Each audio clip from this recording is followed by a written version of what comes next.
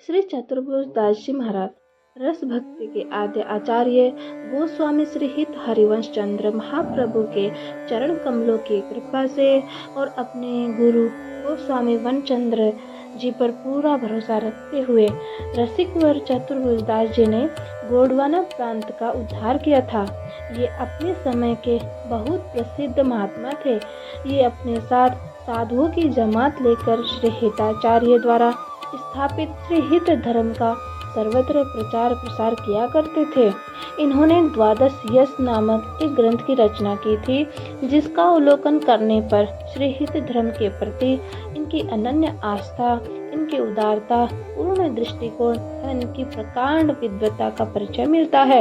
ये स्वयं संपूर्ण शास्त्रों के ज्ञाता थे और अनेक विद्वान पंडित भी इनके साथ रहा करते थे। इन्होंने अपने सेव्य इष्ट विग्रह का नाम मुरलीधर रखा हुआ था तथा ये अपनी काव्य रचनाओं में भी उन्हीं के नाम की छाप लगाते थे। प्रवास काल में भी ये अपने इष्ट के उत्सवों का विशाल आयोजन बड़े उत्साह एवं उमंग के साथ किया करते थे और जो भी द्रव्य आता था उसे उत्सव में ही लुटा देते थे।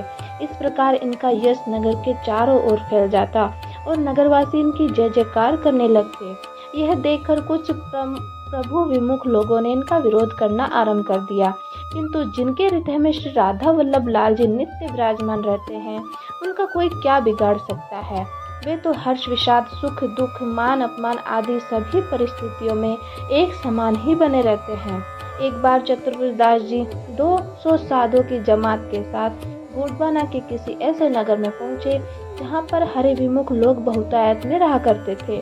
ये बस्ती के शोरगुल से हटकर किसी खुले एकांत स्थान की खोज में थे, जिससे कि सभी संत वहां सुखपूर्वक रह सके और परमेश्वर श्री मुरलीधर जी की सेवा पूजा भी शांति के साथ की जा सके। इस हेतु जब इन्होंने वहां के निवासियों से पूछा, तब उन्होंने हंसकर यह कहते हुए कि महाराज, यहाँ एक बहुत बड़ा बाग है जिसमें छायादार पेड़, फल देने वाले वृक्ष एवं अनेक प्रकार के फूलों के पौधे लगे हुए हैं तथा जो भी साधु मंडली यहाँ आती है उसी बाग में रुकती है तथा आनंद में मग्न होकर हरि गुणों का गायन करती है। इन्हें उस बाग में ठहरा दिया, जबकि यह बाग वास्तव में भूत प्रेतों के निवास स्थल के रूप में प्रसिद्ध था। भूत प्रेत लोग न तो आसपास के खेतों में खेती होने देते थे और न उस बगीचे में किसी को ठहरने ही देते थे। ये खेतों में काम कर रहे बैलों को मारकर खेती को ही नुकसान नहीं पहुंचाते थे, वहां के लोगों एवं उनके बच्चों को भी मार दिया करते थे। इस वास्तविकता से अनजान रहते हुए चतुर्भुज दास जी ने पहले सभी संतों को भेजकर एवं उस बाग की सफाई करवाकर उनके ठहरने की समुचित व्यवस्था की। फिर अपने ठाकुर श्री मुरलीधर जी को लेकर ये स्वयं वहां पहुंचे तथा आम के वृक्ष के नीचे वितान तनाकर एवं एक सिंहासन पर उन्हें विराजमान करके उनकी अष्टयाम सेवा चालू कर दी। जब घंटा घड़ियाल के साथ आरती आरंभ हुई, तब वहां उपस्थित 30 प्रेत तो आरती के दर्शन करके भगवत धाम को प्राप्त हो गए, किंतु शेष सभी प्रेत जो पहले कहीं खेलने चले गए थे, लौटने पर उन 30 प्रेतों को वहां न पाकर जोर जोर से हाहाकार करने लगे। जब चतुर्भुज दास जी ने उन्हें बुलाकर उनके हाहाकार करने का कारण पूछा, तो वे इनसे प्रार्थना करने लगे कि महाराज, हमें अपने पाप कर्मों के फलस्वरूप ये प्रेत योनि मिली है और यमराज ने अपने यमदूतों को हमारे अंदर प्रवेश कराकर दूसरों के प्राणों का अपहरण करने के लिए हमें इस बाग में रखा हुआ है। किंतु जिस प्रकार आपने हमारे 30 साथियों को इस पाप योनि से मुक्ति दिलाकर उनका उद्धार किया है, उसी प्रकार हम पर भी कृपा करके हमें कृतार्थ करें। इसके लिए आप एक बड़ा सा गड्ढा खुदवाकर उसमें संतों का चरणामृत डलवा दें, जिसका पान करके हम सभी का उद्धार हो जाएगा। चतुर्भुज दास जी ने वैसा ही किया और शेष प्रेतगण भी चरणों तक पान करके भगवत धाम को प्राप्त हो गए तथा उनके भीतर छिपकर बैठे यमदूत दौड़कर यमराज के पास पहुंचे और ये सब कथा उन्हें कह सुनाई। यमराज ने उन्हें समझाते हुए कहा कि देखो, तुम लोग हरि भक्तों को प्राण हरण करने में सर्वथा असमर्थ हो, क्योंकि श्री हरि जिन्हें अपना बना लेते हैं वे तो अजर अमर हो जाते हैं और बिना आयु पूर्ण हुए किसी के भी प्राणों का हरण नहीं किया जा सकता। इस संदर्भ में उन्होंने एक पौराणिक कथा भी उन्हें बताई कि एक बार धोखे में आकर यमगण किसी अन्य की जगह एक जिसकी आयु पूरी नहीं हुई थी, के प्राणों का हरण करके धर्मराज के पास पहुँचे, किंतु धर्मराज ने यमगणों को तत्काल उसके प्राणों को लौटाने की आज्ञा प्रदान की थी। भूत प्रेतों के उद्धार की यह चमत्कारपूर्ण बात सुनकर उस नगर के निवासी ही नहीं, आसपास की जगहों के लोग भी स्वामी जी के पास अनेक प्रकार की भेंट सामग्री लेकर आने लगे और इनकी शरण में हो गए। प्रजा के लोगों के माध्यम से जब वहां के राजा को यह बात ज्ञात हुई, तो वह भी इनके दर्शन करने के लिए आए और इनसे दीक्षा ले ली। इस प्रकार राजा और प्रजा दोनों ही भक्ति भाव से संपन्न हो गए तथा तब से वह बगीचा भी सभी के रहने योग्य बन गया।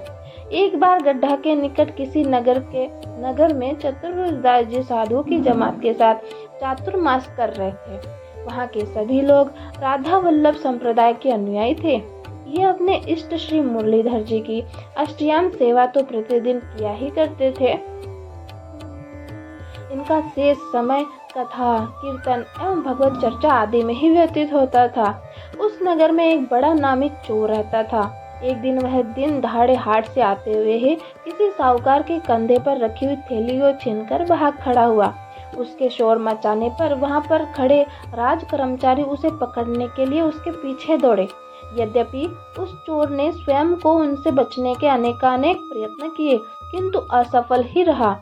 अचानक उसकी नज़र चतुर्भुजदास जी की कथा पर पड़ी और तभी उसके मन में विचार आया कि क्यों नहीं इस भीड़ के मध्य में मैं साधुओं जैसा वेश बनाकर छिपकर बैठ जाऊं, जिससे वे मुझे ढूंढ ही नहीं पाएंगे और निराश होकर वापस चले जाएंगे। हुआ भी ऐसा ही।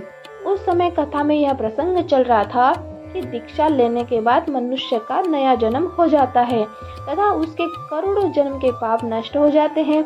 भगवान की शरण ग्रहण किए हुए व्यक्ति को लोक और परलोक में कोई दंडित करने में समर्थ नहीं होता, उससे यमराज तक डरने लगते हैं। तो संसार के राजाओं का तो कहना ही क्या।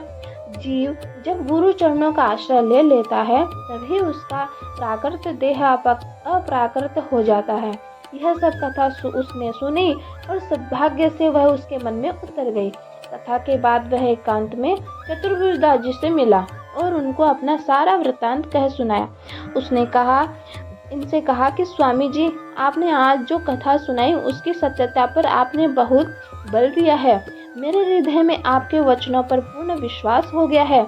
अतः आप मुझे अपनी शरण में ले लीजिए, जिससे कि मेरे पूर्व में किए गए पापों का समूल उन्मूलन हो जाए और मुझे नया जन्म प्राप्त हो जाए। चतुर्भुजदास जी ने इसकी इच्छा के अनुसार उसका मुंडन कराकर उसे स्नान कराया और फिर संत वेश प्रदान करते हुए उसे मंत्र दान किया। साथ ही चोरी आदि दुष्ट कृत्यों को आगे से न करने की शिक्षा भी दी। अब वह संत वेशधारी चोर निर्भय होकर दूसरे दिन से ही बाजार में घूमने लगा, किंतु साहूकार ने उसे पहचान लिया और वह कई लोगों की मदद से उसको पकड़कर राजद्वार ले आया। राजा के सामने जाकर साहूकार और चोर ने अपने पक्ष बड़ी दृढ़ता के साथ उपस्थित किए।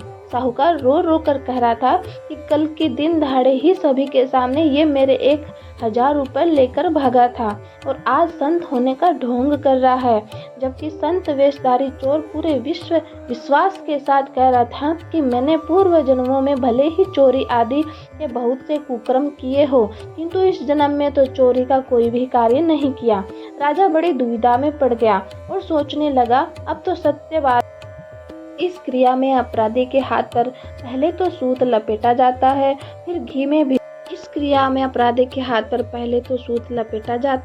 फिर घी में भिगोया पीपल का पत्ता उसके ऊपर चिपका दिया जाता है और फिर उसके ऊपर आग में लाल किया हुआ लोहे का पिंड रखा जाता है। चोर के साथ यही किया गया। चोर ने गुरु के वचनों को स्मरण करते हुए अपने मन में प्रार्थना की कि हे प्रभु, मेरे गुरुजी ने कहा है कि मेरा नया जन्म हुआ है, अतः मेरा हाथ नहीं जलना चाहिए। और यह कहते हुए उसने फारा हाथ में ले लिया और 7 कदम चलकर उसे फेंककर वापस वहीं आ गया। इस क्रिया में पत्ता तो जल गया, किंतु चोर के हाथ में लपेटा हुआ सूत बिल्कुल नहीं जला। जब फारे की यह क्रिया साहूकार के द्वारा की गई तब उसके हाथ में फफोला पड़ गया। यह देखकर राजा साहूकार के ऊपर बड़ा नाराज हुआ और एक संत को सताने के अपराध की सजा में उसे फांसी का आदेश दे दिया। यह सुनकर उस संत वेशधारी चोर ने कहा कि हे महाराज, आप उसे मृत्युदंड मत दीजिए, क्योंकि वह सच बोल रहा है, परंतु मेरा कहना भी पूर्ण रूप से सत्य है। मेरे गुरुवर्य स्वामी श्री चतुर्भुजदास जी ने कथा में कहा था कि गुरु शरणागति के पश्चात मनुष्य के अनंत जन्मों में किए गए पापों का नाश हो जाता है तथा उसे नया जन्म मिल जाता है। अतः यह जो कुछ भी कह रहा है सब सच कह रहा है। मैंने निश्चित रूप से चोरी की, लेकिन वह मेरे पूर्व जन्म की बात है। यह वृत्तांत सुनकर राजा और राजसभा में सभी लोग आश्चर्य में पड़ गए तथा इस घटना से प्रभावित होकर राजा और प्रजा के चारों वर्ण के लोग स्वामी चतुर्भुजदास जी के दर्शनार्थ इनके पास आए और इनसे दीक्षा लेकर श्री हित धर्म के अनन्य अनुयायी बने। वस्तुतः जिस प्रकार पारस के स्पर्श से लोहा सोना हो जाता है, ठीक उसी प्रकार चतुर्भुजदास जी के सत्संग से चोर का प्राकृत देह अप्राकृत बन गया था। स्वामी चतुर्भुजदास जी के चरित्र अत्यंत अद्भुत है। ये बड़ी अनंतता के साथ सिद्ध श्री हिताचार्य द्वारा संस्थापित श्री हित धर्म का पालन किया करते थे। शिव और शक्ति के उपासकों से इनको बड़ा परहेज था। इनके पास जो भेंट आती थी उसके लिए पहले ये पूछ लेते थे कि यह भेंट कोई सेव या शाक्त की तो नहीं है। इसी प्रकार रास्ते में यदि कोई कुआं पड़ता था तो यह पहले इस बात की जानकारी प्राप्त करते थे कि ये किसका बनवाया हुआ है।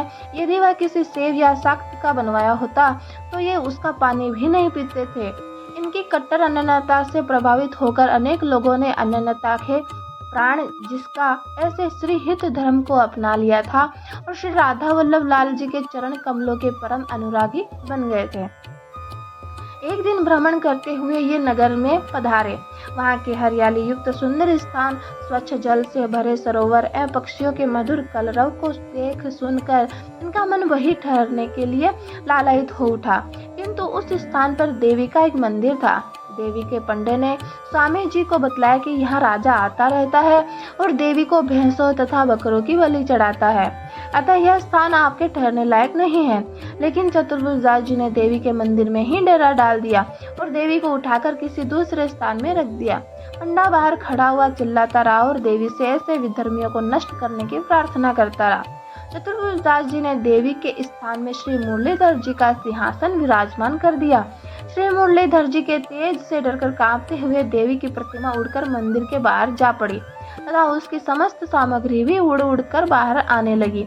भक्त के तेज ने देवी के शरीर में जलन पैदा कर रखी थी। उससे बचने के लिए ही वह एक कन्या के सिर पर आई और पंडे से बोली कि तू जाकर स्वामी जी से प्रार्थना कर कि मुझे अपना शिष्य बना ले और मुझे शांति प्रदान करे। स्वामी जी ने देवी को बुलाया और उसको दीक्षा देकर कहा कि अब तू जीव हिंसा कभी मत करना और भक्तों से सदैव प्रेम रखना। यह सब देखकर पंडे ने भी स्वामी जी से दीक्षा ले ली। अब देवी ने राजा को वैष्णव बनाना चाहा और जिस पलंग पर वह सो रहा था उसे उल्टा दे मारा तथा उस पर चढ़कर कहने लगी कि मैं अब भक्त बन गई हूँ। तू भी यदि अपना हित चाहता है तो अपने परिवार सहित जाकर चतुर्भुजदास जी से दीक्षा ले ले। यदि तेने यह अन्य किसी ने आज के बाद मुझे किसी जीव की बलि दी तो मैं उसका सर्वनाश कर दूंगी। राजा ने शहर में इस बात की मनाही करा दी और उसी दिन से देवी के सामने नारियल की बलि दी जाने लगी। चतुर्भुजदास जी ने अपने चरित्रों से भक्त की महिमा को प्रकाशित किया है तथा श्री युगल के चरणों में विश्वास रखकर संपूर्ण साधनों की तुच्छता को प्रदर्शित किया है।